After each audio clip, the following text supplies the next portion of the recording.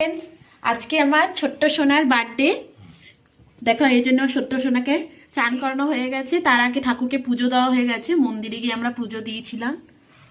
এখন ছোট্ট সোনা আমার পাশে ঘুরে বেড়াচ্ছে। আর আমি কি করছি, ছোট্ট সোনার জন্য 5 রকমের ভাজা হচ্ছে। এখন বেগুন ভাজা হচ্ছে, এরপর আলু ভাজা করব, ফুলকপি ভাজা হবে, কুমড়ো ভাজা হবে।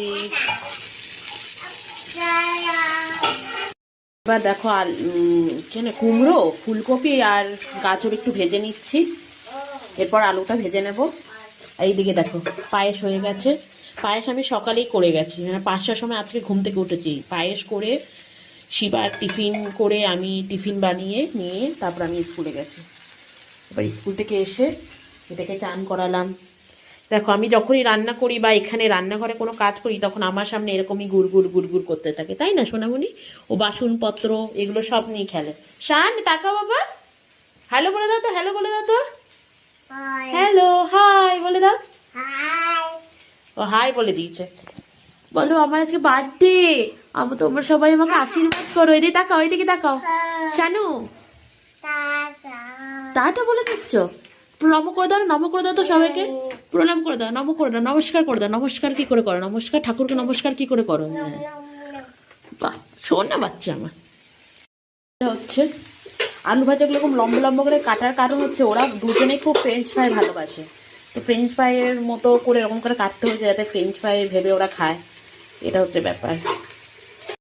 ভাজাভুজি কমপ্লিট। এবার বড় ছেলে চলে এসেছে, ওকে চান করাবো, ওকে ফ্রেশ করাবো। আছে তার আগে এই সাজানো হয়ে গেছে। এবার মা আশীর্বাদ করবে, তারপরে খাওয়ানো শুরু হবে।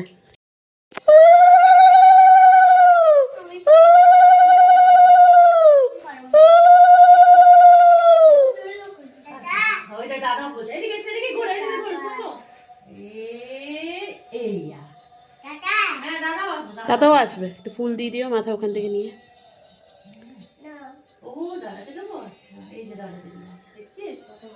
দেখ তোকে কত ভালোবাসে।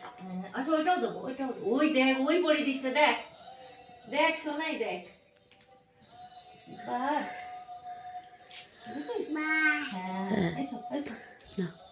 হবে 21।